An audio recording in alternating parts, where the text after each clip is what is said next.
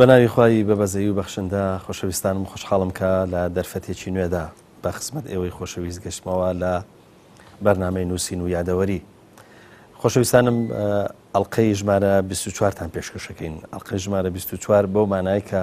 یەک ساڵ تێپەڕێ بەسەر بەرنامەی نووسین و یادەوەریە. لە ماوەی ئەم ساڵایە ئەمە وعدیەوەمان پێیان کە لەگەڵ مامۆسایەکە پشوو درێژ بین و ئەو بابەتانەی کە گرنگن بە تایبەتی ئەوانەی دەکەچنە چوارچێوەی کتێبەکانەوە، ینی کۆمەڵێک چەمەگەلی زۆر گرنگەیە کە پەیوەستە بێتەوە بە ژیانی ئێمەوە و ژیانی ئێمە پێویستیان پێێتی پێویستمان بەوە هەیە کە جارێککە بیانکەین بە دەنگ و بیانکەین بە سوورە بۆی جارێککە ئەوانەی کە پاساوی ئەوان هەیە کە ناتوانن کتێب بخوێنەوە دەستیان ناگاتە کتێب نازانم خوێنەواریان نییە بۆی لە ڕێگای بەرنمەکانەوە جارێکی تر گوێبیستی و هەروەها یاخود ئەو چەمگەلە ببینەوە جارێککە و لە ژیانی خۆیانە جێگایکەنەوە. بەڵە خۆشەویستان لە ماوەی ئەم ساڵەیە نزیکی هەر ئەو پرسیارانی کە ئاراستی مامۆستا عەلی باپیرم کردووە لە چوارچێوەی کتێبەکانە نزیکی 180 پرسیارم لێ کردووە. ئەو پرسیارانەی کە لە لای خۆمان تۆمار کراوە و مەلەفێکی تایبەتیشم بۆ کردوونەوە ئەوە لە چوارچێوەی کتێبەکانە. بەڵام هەندێک پرسیاری لاوەکیش هەیە کە زۆرجار لە چوارچێوەی گفتوگۆکان ئەم پرسیارانەمان بۆ دروست بووە. ئێمە تقریبا لە ماوەی ئەم ساڵە 5 کتێبمان خوێندەوە، کتێبی پوختەیەک دەربارەی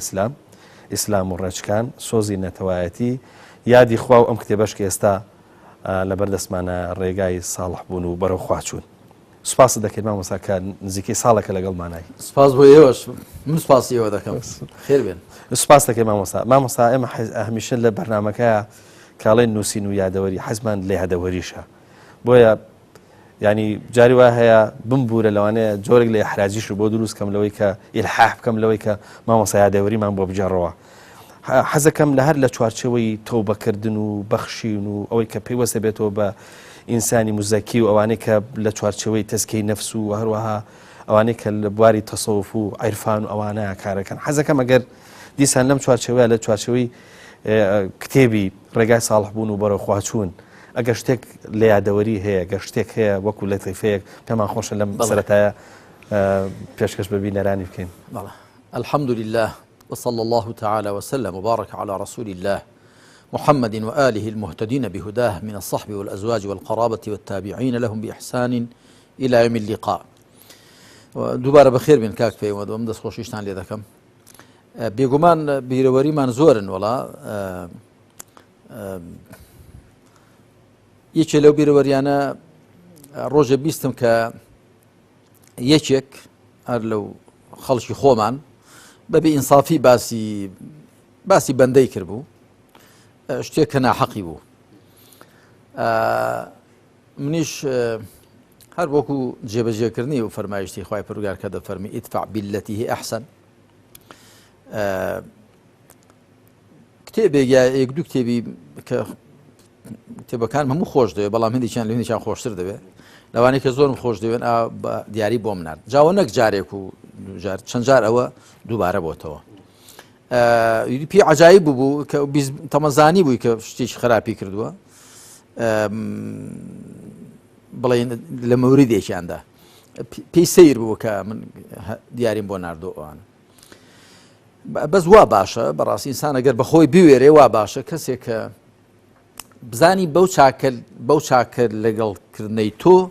زیاتر لە خۆ بایی نابێ یاخود زیاتر خۆی ناحەقەکەی خۆی لەنا نابێتە حەق، چکە ئەوەش هەیە. چکە جارێکی دی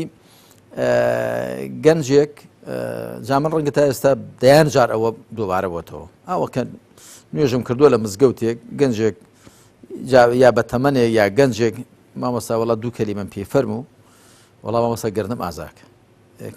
خۆ من جەنابەت ناناسم گەردن ئازایی چی؟ ئاخر وەڵام من باسی تۆم کردووی یا گومانی خراپم پێ بردووی ئاوا بزانی و ئەوە لێ باشە گەردن ئازابێ. جارێک گەنجێک وتی مامۆستا دوو قسەم پێی گوتم فەرموو، گوتی وەڵا گەردنم ئازاکە مەرێت تو جاریش کەش بات نەگە، گوتی بەرێ وەڵا. گوتم ئەی چی بوو؟ گوتی وەڵای بڵێم چی هەردووسەن دووبارە تووشی زەم و غیبەتی تۆمەوە ناحەقیشم. ئەمیشتم جا گیانەکەی من، گوتی بەڵێ. عرب دەڵێن ئیاکە وما یعتەذەڕ منه، خۆ لە شتەی بپارێزە کە دەبێت داوای لێبوردنی لێ بکەیت تو لە زیات هەمووجارت بە من بڵی داوای لێبوردم هەیە هەر لە ئەسڵ داشتەکەمە کە مادام کەزای ناحەقە وتم جاوزە بۆ زانیاریشت ئەگە دووبارەشت کردەوە با من یەشتت پێ بڵم تی بەڵێ وتم حەز پێویست ناکات تۆ بڵی داوای لێبوردم لێ بکەی بڵی لێم ببوورە دەزانی بۆچی وتی بۆ وتم من عادەتم وایە لە هێندێک کاتی تایبەت دەکە لەخوا دەپاڕم دڵم خوایە هەرچی لە ئومەتی پێغەمبەر صلی الله علیه وسلم حەقێکی منی لایە غیبەتم دەکا بوختان دەکا شتێکی وا دەکا کە من پێی ناڕەحەت بم حەقی منە لای ئەو خوای ئەمنەوە لەبەر تۆ بەخشیمە تۆش بیبەخشە وتمە تۆ پێویست بەوە ناکەوتی تخوا وتم وەڵڵا وتم بەڵام مەچۆ پشتێنی لێ بکەی ئەمە ڕۆژێ زەم غیبەت ئەڵم بەخیلیان پێ بێ لەگەروان مەچۆ ئەمە ڕۆژێ پشتێنی لێ بکە زەم غیبەت بکەی نەهی من نەهی کەس مەیکە جانەکەم خۆ چون مادەم بزانین خراپم بۆ دەیکەی ئەمجا من لێرەشەوە بەڕاستی دەمێ ئەوەش بڵێم کە ئەوە نابێ ببێتە هاندەر بۆ کەسانێک کە بڵێ وەڵای کەواتە با زیاتر زەم و غیبەت و خراپە بکەین هی من یا هەر کەسێکی دی نە کە تۆ دەزانی کاکە نەفەری وا هەیە چەند جار مەسەن قسەیەکی گوتۆ کەوانیە ئێ باشە من بێدەنگ بووین چکۆ دەزانین کە فی بەرەو سەرێ بۆ خاوەی نەگەڵ ئێ کاکە تۆ جارێک دەنگمان نەکرد دوو سێ دە تۆش تۆزە بە خۆ داوەرەوە و ئێ بزانەکەەوە خراپە و خۆوە چێمە دەنگ ناکەین جا زۆر کەس هەیە تەوان زەنابەت دەزانی نابێ بێدەنجی ئەوانەی کە قسەیان بەرامبەر دەکەی تشجیعت کا و هاندا کە تۆ زیاتر قسە بکەی بەڵکو دەبێت تۆ بە خۆتدا بێەوە عربیش دەڵێن وئین ئەنتە ئەکرەمتە الکەریمە مەلەکتەه وئین ئەنتە ئەکرەمتە اللەئیمە تەمەڕەدە پیائی بەڕێزەگە ڕێزت لێگرت بە خۆی دادەشتێتەوە دەیکەی بە مڵکی خۆت بەڵام هی دیکە زیاتر یاخی دەبێ بە هەر حاڵ لەو بارە وڵا بیرەوەری زۆرن کاک پەیوەند پێم وایە کە ئینسان بەو شێوەیە بکە من یا هەر کەسێک کە خوا تەوفیقمان دەوابین دڵت مرتاح و ئاسوودە دەبێ یعنی تۆ ئەو دڵی خۆ بۆ پڕکەی لە حقت بەرامبەر بەو بغز و دەبێت تۆڵە لەو بستێنمەوە ینی ئەوە بۆچی ینی ژیانەکە بە شێوەندە ناکە و ئەو دڵ و دەروونەش کە خوا پێی داوی هەرجێ ئەوەیە تەوحید و ئیمان و خواناسی و پاشان دڵسۆزی بۆ خەڵک و شەفەقەت و ڕەحمەت و ئەوانەی تیا بەخەڵ پڕی نەکەی من پێما ئەو سیفەتە خراپانە بغز و حقد و غەرەز و کیبر و ئەوانە وەکو هەموو وەکو شتی پیس و ئەوەنجا ئەو دڵە بۆ ئینسان بیکاتە زبڵدان پڕیکا لەو سیفەتە ڕەذائیل و خراپانە ینی دڵەکەت ئیشغاڵ نەکەی بە سیفەتی خراپەوە باشە ئەو نوری ئیمان و مەحەبەتی خەڵک و دڵسۆزی بۆ خەڵک ئەوانەی تێدا بێ ئەڵبەتە کەسانێکیش کە دژی ئیسلام و سەنگەر لە ئیسلام دەگرن و خراپە دەکەن دێر دەبێ ڕقت لە سیفەتە خراپەکانیان بێ تۆ تەماشا بکە لوط عەلەیهی سەڵات وسەلام زۆر جێی سەرنجە قەومەکەی چەند خراپ بوون بەڵام ئایا دەڵێم ڕقم لێتان هەڵدەستێ کاتێک کە قەومەکەی پێی دەڵێن لئین لەم تەنتەهیا لوط لەتەکوونەنە من المەرجومین ئەی لوط ئەگەر واز نێنی لە بەردباران کراوان دەبی ئەو دەڵێت چی ئینی لعەمەلیکم من القالین ڕقم لە کردەوەکەتان ناڵێ لە خۆتان ئێمە ڕقمان لە کردوی خراپی خەڵک بێ لە سیفەتی خراپی خەڵک بێ وهی خۆشمان ڕقمان لێ بێتەوە بەڵام ڕقمان لە مرۆڤەکان نبێتەوە کە مرۆڤ کە خوا خوڵقاندوونی و ڕێزی لێگرتوون بەڵام ڕقمان لە کوفریان لە زوڵمیان لە سیفەتی خراپیان لە کیبریان لە خۆفەڕزکردنیان لە حەسەدیان لەو سیفەتە خراپانە بێ کە شەرع بە خراپی داناوە مامۆستا هەر لە بەشی دووەم لە قۆناغەکانی ڕێگای ساڵحبوون و بەرەخواچوون ئەچینە سەر قۆناغی دووەم قۆناغی دووەم زانیاری و چاوڕوون بوونەوە لەویان نووسیت دوای ئەوەی قۆناغی یەکەمی بەرەخواچوونت بڕی پێویست بە شارەزایی و تێگەیشتن و حاڵی بوونە لە ئیسلام هەرچەنە تۆ لە سەرەتای بەرنامەی ڕابردووە شتێکت باس کرد حەزەکەم کورتێک لەسەر ئەوەی کە مەبەست لە شارەزابوون و زانیاری پەیداکردن چییە؟ مەبەستم ئەوەیە کە دوای ئەوە خوا دەینێتە دڵی مرۆڤ تەمەن هیچ شتێ ببێت تەوفیق و هیدایەتی خوا نابێ دڵت بەرەو خوا نەرم دەبێ وەکو گوتم جا چ کەسێک لە کوفرەوە بۆ ئیمان لە شیرکەوە بۆ تەوحید یا لە گوناحەوە بۆ تاعەت یا لە تاعەتێکی کەمترە بۆ تاعەتێکی باشتر دڵی نەرم دەبێت کە بەرەوخوا حەڕەکەت بکە پێویستی بە زانیاری هەیە پێویستی بە شارەزایی هەیە چکە تۆ کە وەختێک بەرەو ئامانجەیەک دەڕۆی دەردەی بەڕێ بزانی بۆیە ئەهلی طەریقەت ئیبن البەنای سەرقەستی شعرێکی جوانی هەیە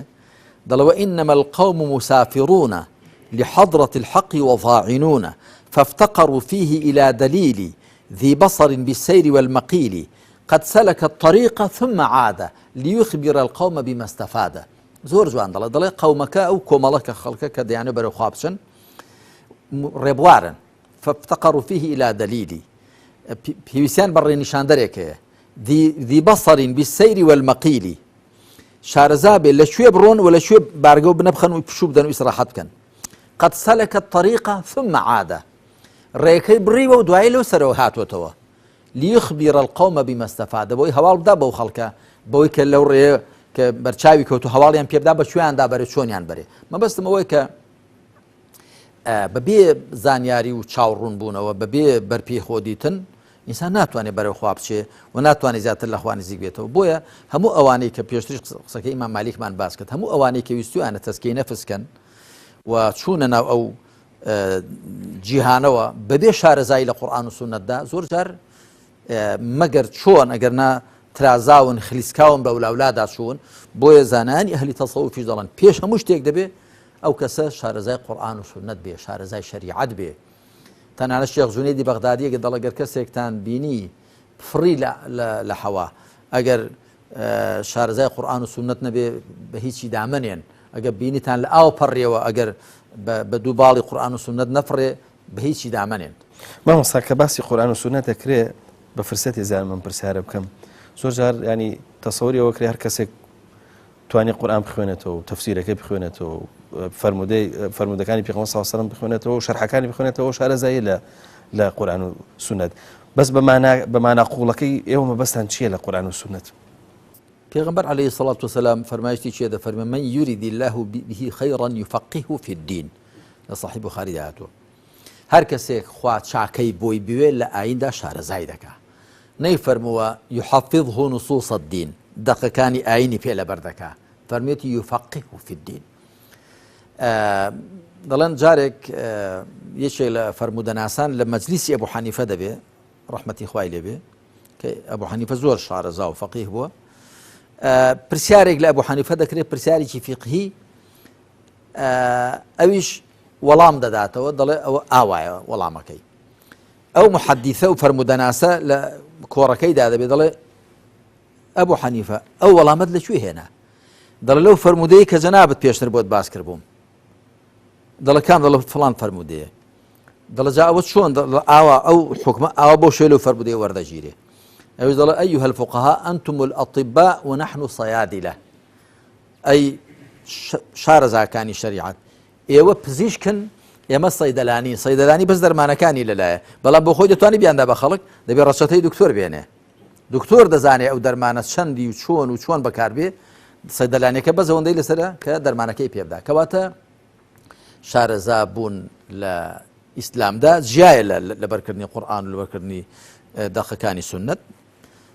بەتەکید جیایە پێدا قوڵ بوونەوە و ئیستنباط و هەڵهێنجان جاری هەموو کەس نییە تەنانەت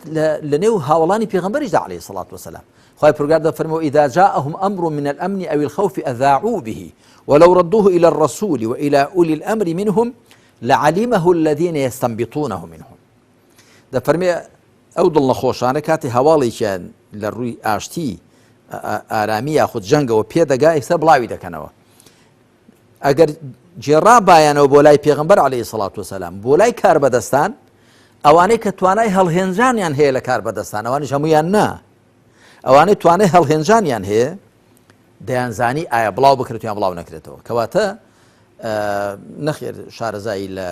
دیندا شارەزایی لە قورئان و سونەت جایە لە بەرکردنی ئاەتەکانی قورئان و فەرمایشت و دەقەکانی سونەت مامۆستا لە قۆناغی سێم ئیخلاس و یەکلابوونەوە کە بە قۆناغێکی زۆر گرنگ جەناب لە کتێبەکە باسیەکەی ڕاستەکەی چەند پەرەگرافێک سەرنجیان ڕاکێشام لەوانە ئەگەر ڕێگەت بەلای غێری خوادا بڕوات بەرباڵەکە لە ئاگری دۆزەخ داوێن یان ئەگەر کردەوەکان تۆ بن و تەمەەن زەوی بێ ئەوە ئیخلاس و خواپێمەبەستبوون ئاوە یان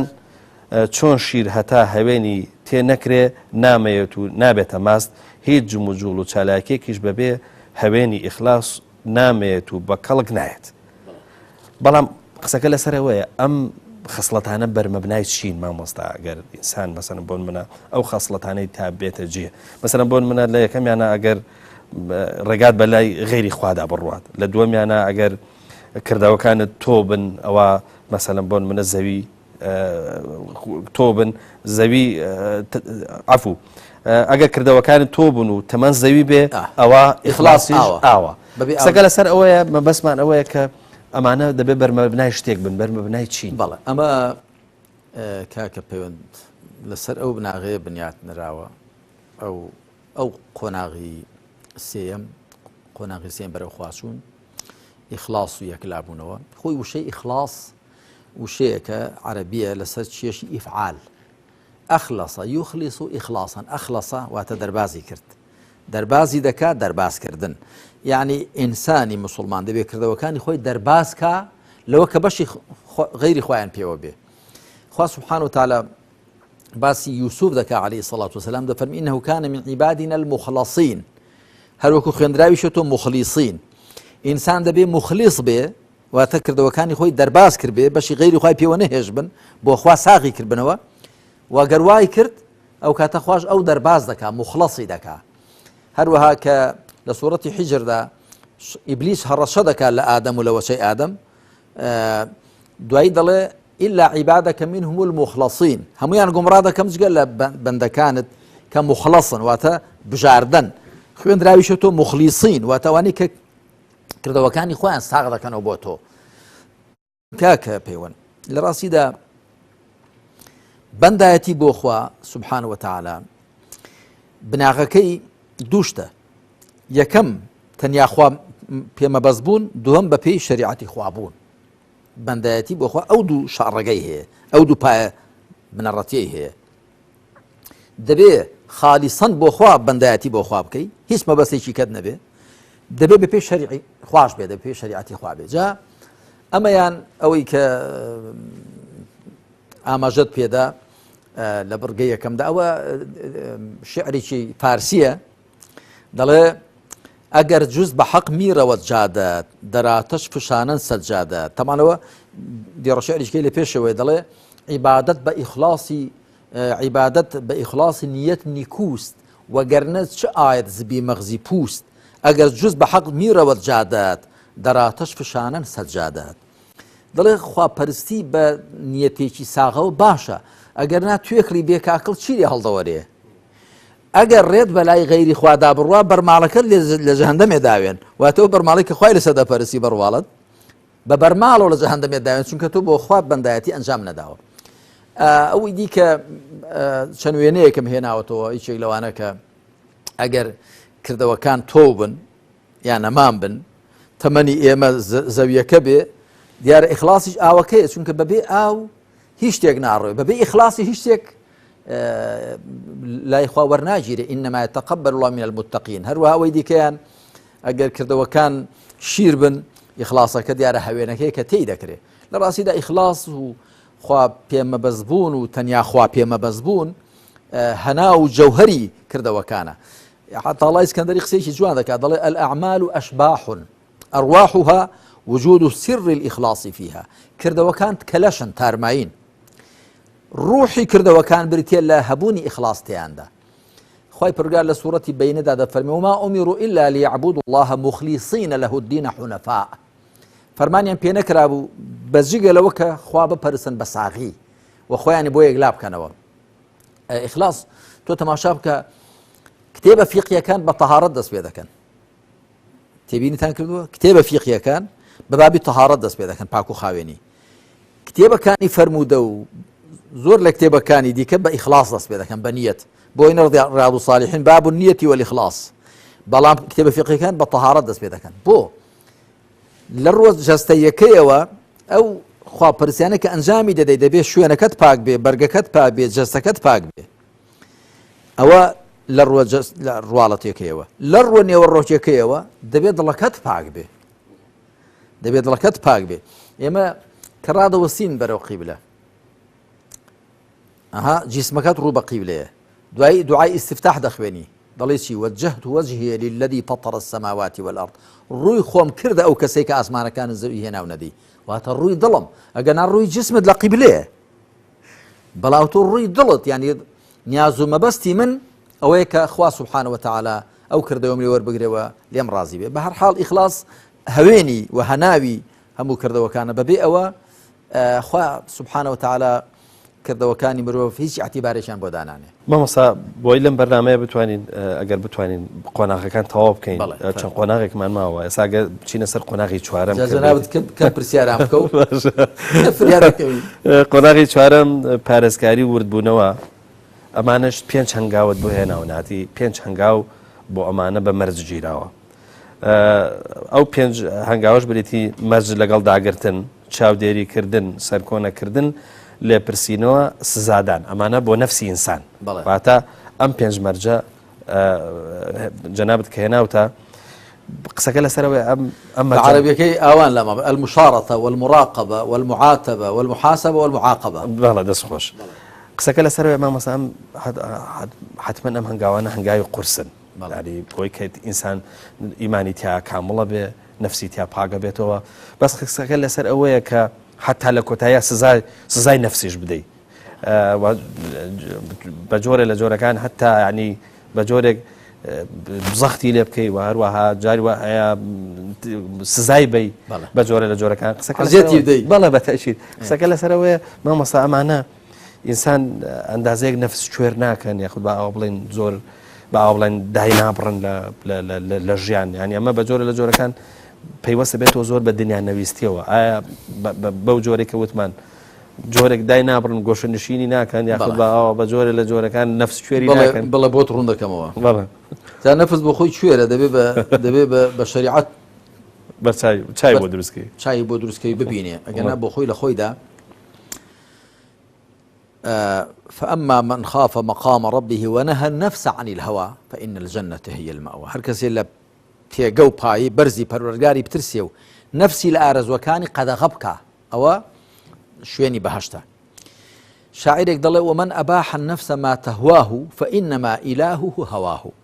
هەر کەسێ نەفسی چی پێخۆش بوو پێی بدا، ئەوە ئارەزوی خۆی کردوتە پەرستراو. گیانی من لێرەدا ئەهلی تەسەوف و تەزکیە کە باسی ئەوەیان کردووە کە لەژێر ناونیشانی محاسبەت و نەفسدا زیاتر هێناویان لێ پرسیینەوەی لەگەڵ خۆ.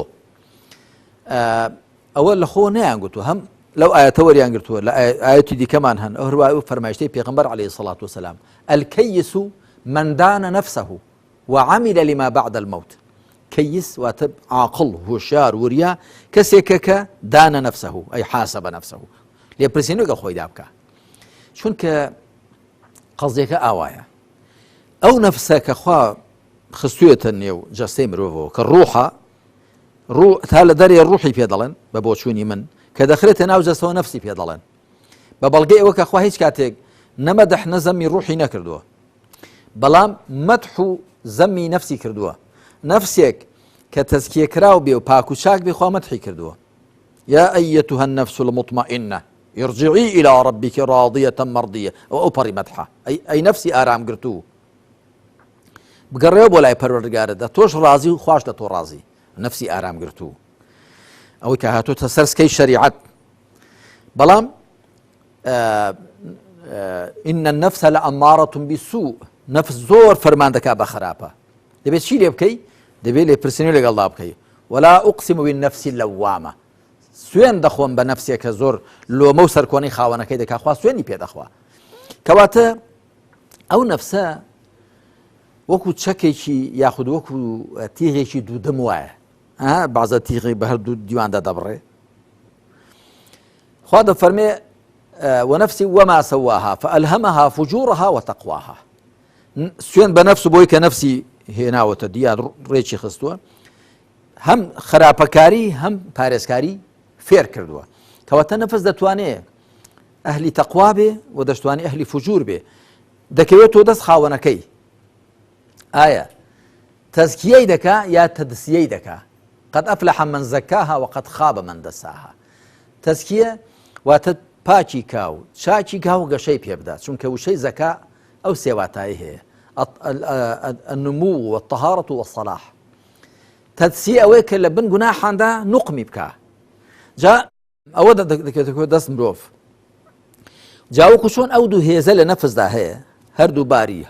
سەرچوون و داچوون، هەڵکشان و داکشان. لە دەرێش خوای پەروەردگار دوو جۆرە مەخلوقی داناون کە هاوکاری ئەو دوو هەستەی مرۆڤ دەکەن، فریشتە لەگەڵ شەیطان إن الذين قالوا ربنا الله ثم استقاموا تتنزل عليهم الملائكة ملائكة دا بزنا سر أواني كد ضلن إما پروردگار من تنيا خواهي استقامتيان هي فريشتا إلهاميان بو دكن هاوكاريان دكن هروها شياطين إنا جعلنا الشياطين أولياء للذين لا يؤمنون شيطان كان مكتوبة دوسي واني إيمان ناهينا بدس مروفا أقل يعني فجور لخوي دا بقوت كاد بيت هوغرو دوسي شيطان لدروا الشيطان هاوكاري دكا لنيوش دا بخوي هاندري فجور تاواني هي بە پێشەوانەوە دەتوانێت نەفسەکەی خۆی بەباری تەقوادا بەرێ ئەو کاتە لە دەروەش فریشتە هاوکاری دەکات ئەوەیە کە پێغەمبەر دەفەرمی عليه الصلاة والسلام ما من قلب من قلوب بني آدم إلا بين أصبعين من أصابع الرحمن يقلبها كيف يشاء هیچ دڵێک نییە لە دڵی مرۆڤەکان مەگەر لە نێوان دوو پەنجەی خوادایە هەڵجێڕ و وەرجێڕی دەکات دوو پەنجەی خوا مەبەست ئەوە نییە سیفەتی پەنجە بۆ خوا دابنێ یعنی ئەو فریشتە و شەیطانە دوو ئامرازن خوا دایناون بۆ هاوکاریکردنی مرۆڤ کەسێک دەوێت بەرەو فجور بچێ خوا شەیطانی بۆ داناوە هاوکاری بکە کەسێک دەوێت بەرەو تەقوا بچێ فریشتەی بۆ داناوە هاوکاری بکە بۆیەش لە سوورەتی ئیسراءدا دەفەرمێ کولەن نومیدو هاولائی و هاولا هەموویان ئیمداد دەکەین ئەتۆ بەرەو کوێت بێ خوای تالا بۆی داناوی شەیطان دەدبا کابرا فێڵ و دەسیسەی وای فێر دەکا گوناحی وا بۆ دەڕازێنێتەوە ئەگەر بشێ بەرەو خوا بڕوا فریشتە لەگەڵیدا دەبێ و ئەوەندە بەرەو چاکە و چاکی و پاچی دەبا بۆ خۆ سەری لە دەرنەچێ مامۆستا هەر لەوەی کە هەنگاوێکیان لە هەنگاوەکان هەنگاوی کۆتاییە باس لە سزادانە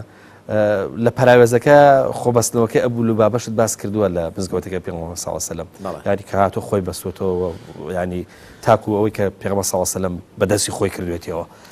ینی قسەکە لەسەرەوە ئەمەد بۆچی هێناوە ئەمە بۆی هێناوە کە بۆکو بەڵگە لەسەرەوە تەمەن من بەڵگەی کەشم هێناون زۆر تەماشا بکە جارێ هەر پێنج قۆناغەکە ئاوان مەرج لەگەڵ گرتن یعنی چی کە تۆ بەیانی هەڵدەسی یا شەو دەخەوی یا مەسەر کاتێک کە بکەوی حەڕەکە و جمۆژۆڵی ناو خەڵک مەرج لەگەڵ خۆتدا بگرە مشاڕەتە نەفس بەرەو خراپە مەچۆ زمان خراپە مەڵێ چاو نەزەر خراپە مەکە پێیەکان بەرەو خراپە نەچن لوقمەی حرام نەچێتە نێو گەدەت و هەست و نەسی خولیای خراپ بنێتە نێو دڵ و دەروونت مەرج لەگەڵ خۆتدا بگرە کە ڕواڵەت و دەروونت بپارێزی ئەمجا مراقبە دەبێت چاودێری خۆت بکەیت چاودێری زاهیر و باڵتینی خۆت بکەیت دوایی ئەمجا معاتەبە دەبێت ئەگەر خراپی سەرکۆنەی خۆت بکەیت ئەمجا دوایی محاسبە لێپرسیون لەگەڵ خۆتدا بکەیت ئەوەت بۆ کرد نەدەبوات کرد بە ئەوە بە ئەمجا دوایە معاقبە بەڵگەیەکی مێناوە تۆ کە ئەبوو لوبابە بەسەرهاتێکی هەیە کە نهێنیە کە لەلایەتی کە نەدەبێت بیدرچێنێ بە ئیشارەت بە جوولەکەکانی دەڵێ ئاوا ئیشارەتی بۆ مری دەکات یعنی ئەگەر ڕازی بن بەوە ئەوە سزاتان کوژرانە دوایی بۆ خۆی دەزانێت ئەو نەدەبە ئەو سیڕەی دەرکان بە ئەو نهێنێ چۆن بە دژمن بڵێ دوایی دەچێتەوە خۆی بە کۆڵەکەی مزگەوتەوە دەبەستێتەوە دەڵێ هەتا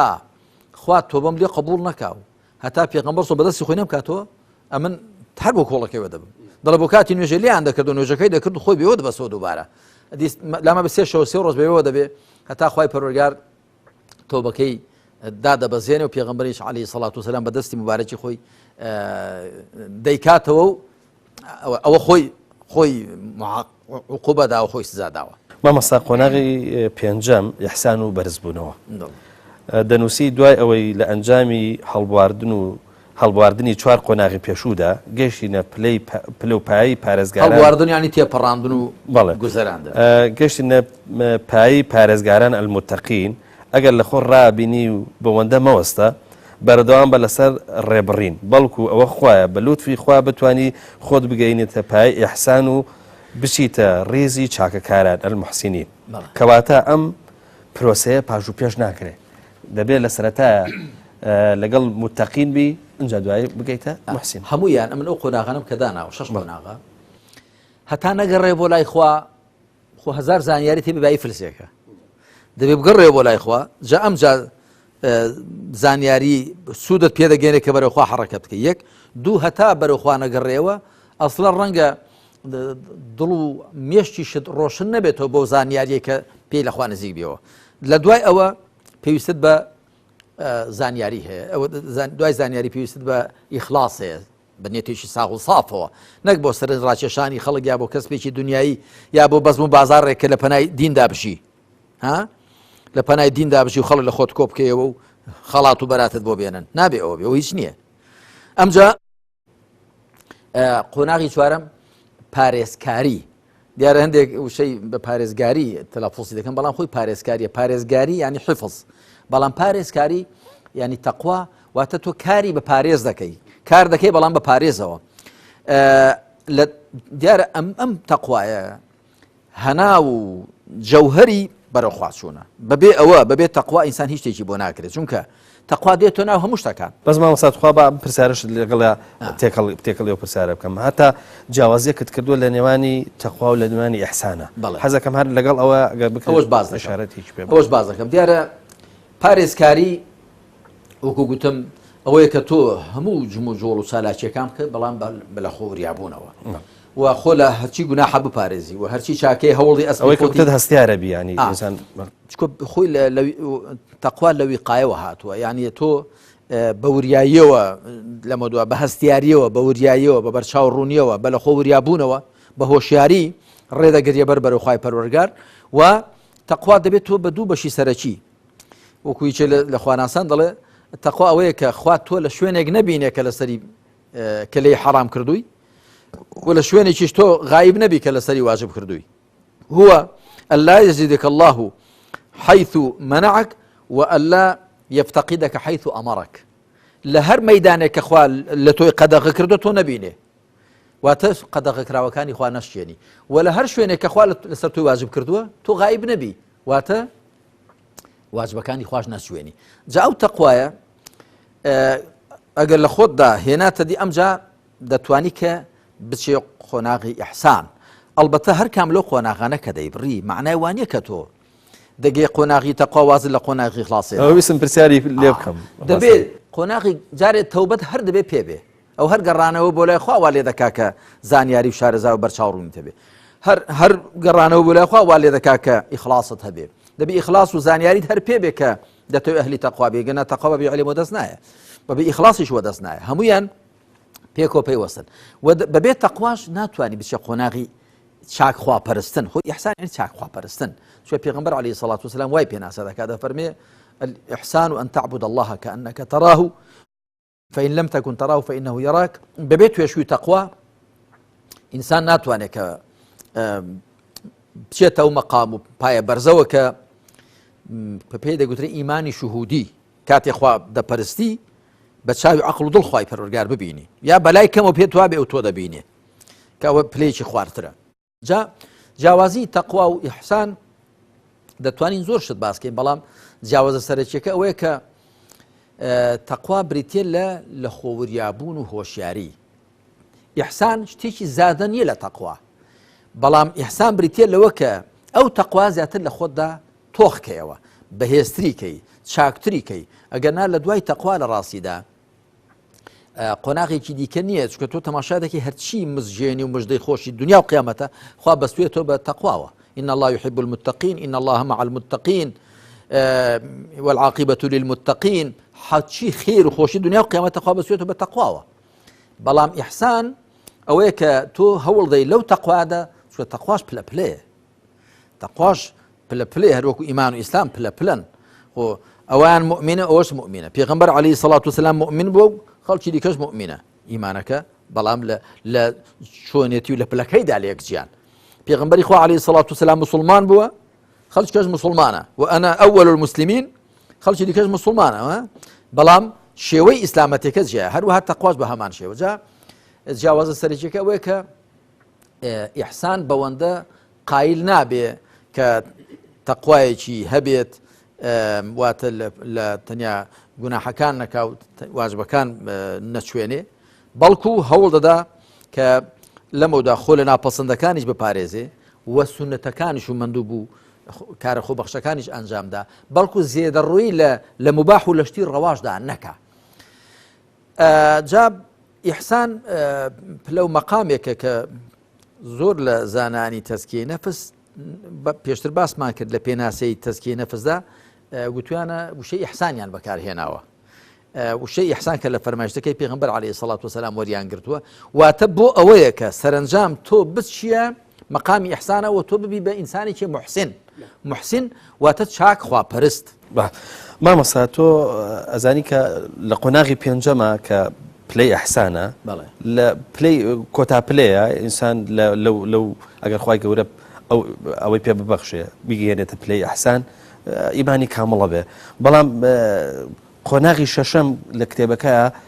کە قۆناغی سار نەبوونەوە واتە ئیستیقامەیە دوای ئەحسان کەوتووە مەبەست چییە لەمەیە دیارە هەروکو چۆن وەکو گوتم مەقامی ئیحسان پایی ئیحسان شتێکی زیادە نییە لە تەقوا چونکە تەقوا دێتەوە نێو مەقامی ئیحسانیش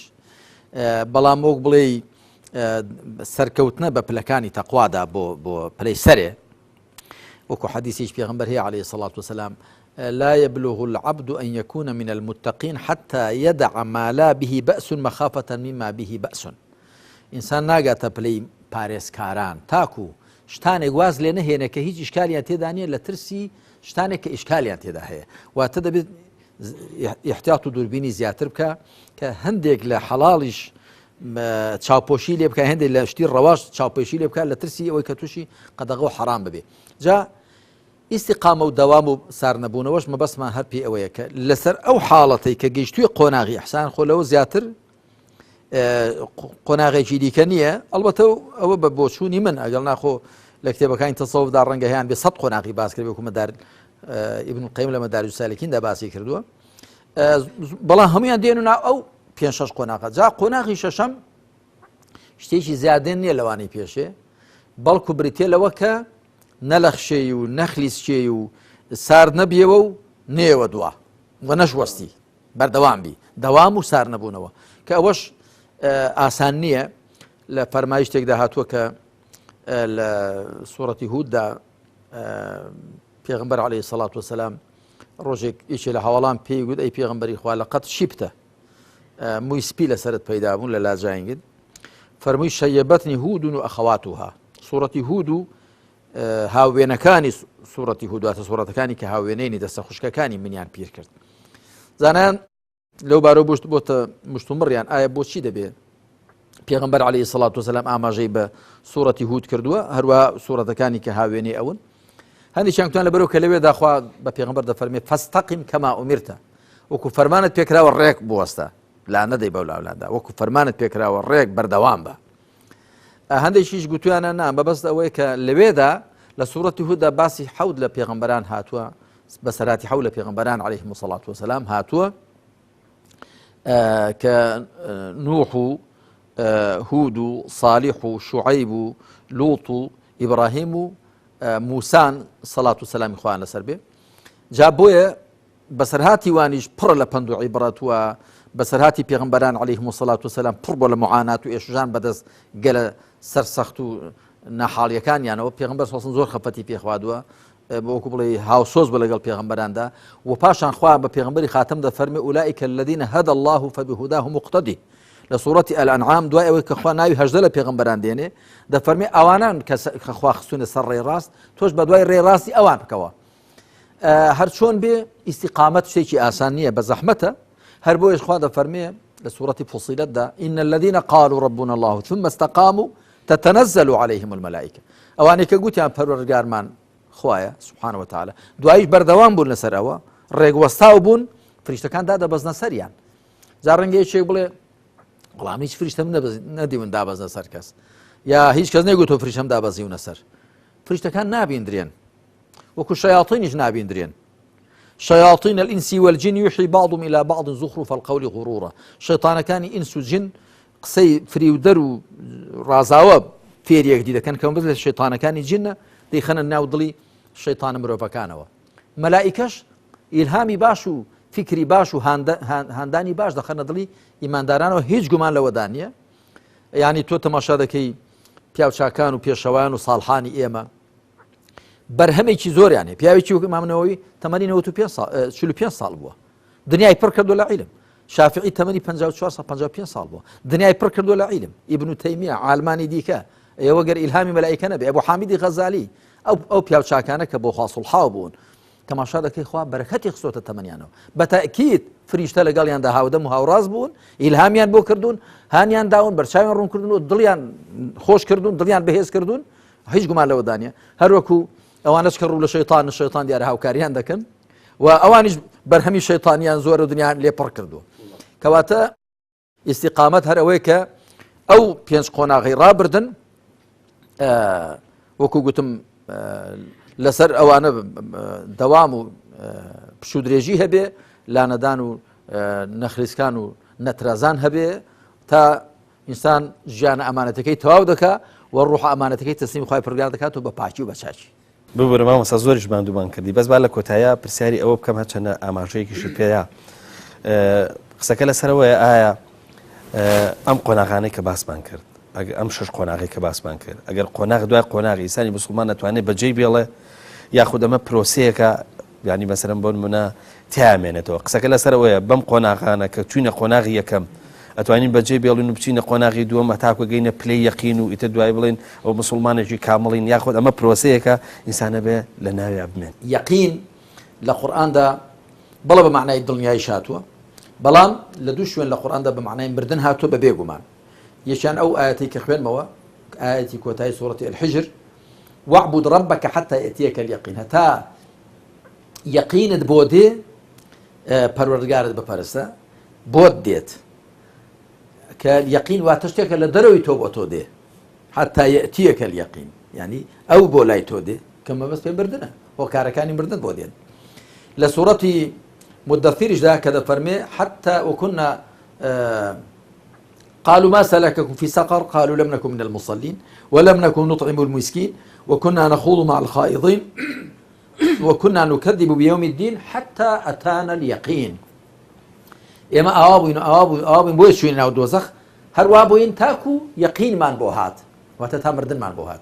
ئەگەر یەقین مەبەست پێ دڵنیایی بووە، دڵنیایی لە خۆتدا پەیدا دەبێ، لە دەرەوە بۆت نایە، لە خۆتدا پەیدا دەبێ، یعنی حتى تحصل اليقين ئەگەر وا بووە. جا پرسیارەکەت زۆر بەجێیە، لە ڕاستیدا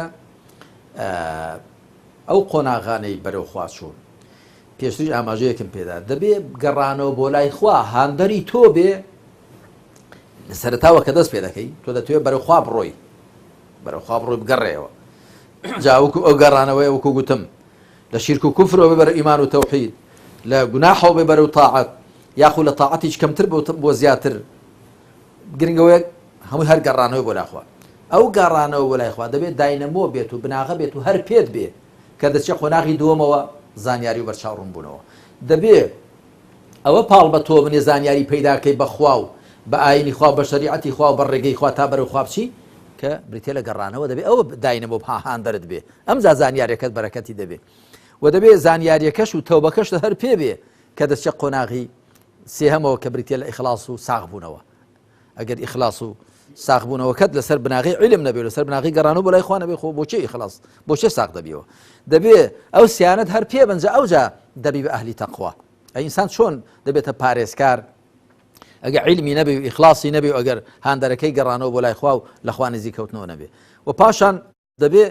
ئەو چوارانەی پێشت هەر پێ بن، ئەمجا دەتوانی بگەیە مەقامی ئیحسان و بەرەو زیاتر بەرەو خوا بەرزبوونەوە بە پلەکانی تەقوا و پارێزکاری و بەندایەتیدا سەرکەوتن. و دەبێت ئەو پێنجت هەر پێنجیان پێ بێ، ئەمجا دەتوانی بەردەوام بی و نەلەخشا و نەپساو بی. ئەگەنا بڵێ وڵاتێک کە هیچ شتێک قۆناغی علم تەوبە بەجێ بێڵی وەگە گەیشتێ قۆناغی ئیخلاص علم بەجێ بێڵی خۆ بەجەهل ناتوانانی ئیخلاص پەیداکەی، هەروەکو بەبێ ئیخلاص ناتوانانی تەقوا پەیداکەی و بەبێ هەموویان ناتوانانی ئیستیقامەت و بەردەوامی بۆ خۆت دەستە بەرکەی. سوپاس دەکەین مامۆستا، ماندوومان کردی، ناماندوو نابم، پاداشت باتە خوا. ئەڵقەی ژمارە 24مان تەواو بوو، بەڵام هێشتا لە سەرەتای ڕێگای ساڵحبوون و بەرەو خوا چوونین، واتە لە هێشتا لە سەرەتای کتێبەکەی لە عەجایب نییە کاک پەیوەند نابێ بەرەو خوا ناچێ پێویستی بە پشودرێژی دەکات. خوا یارمەتیمامدا بڵا هەڵبەت بەبەست لە کتێبەکەی بینەران و بیسەرانی بەڕێزیشدا لە خوشک و برایان لە چوونی توێژەکان کە بە پشودرێژانە بە نەلەخشاوانە بە پێچەسپاوانە بە هەنگاوی محکەم بنین بۆ زیاتر لەخوا نزیک بوونەوە و زیاتر خواناسین و خواپەرستی و بۆ خوا سوڵحان و کە بە تەکید ئەگە بۆ خوا سوڵحاین بە کەڵکی خەڵک وڵاتشمان باشتر دەین. زۆر سپاس دەکەین جارێککە مامۆستا عەلی باپیر. بەڵە خۆشەویستان بەم شێوەیە گەشتینە ئەڵقەی ژمارە 24 بەرنامەی نووسین و یادەوەری. تاکو بێ گەشتنەوەیکی دیکە هەمووتان بەخوای گەورە ئەسپێرم. خواتان لەگەڵ.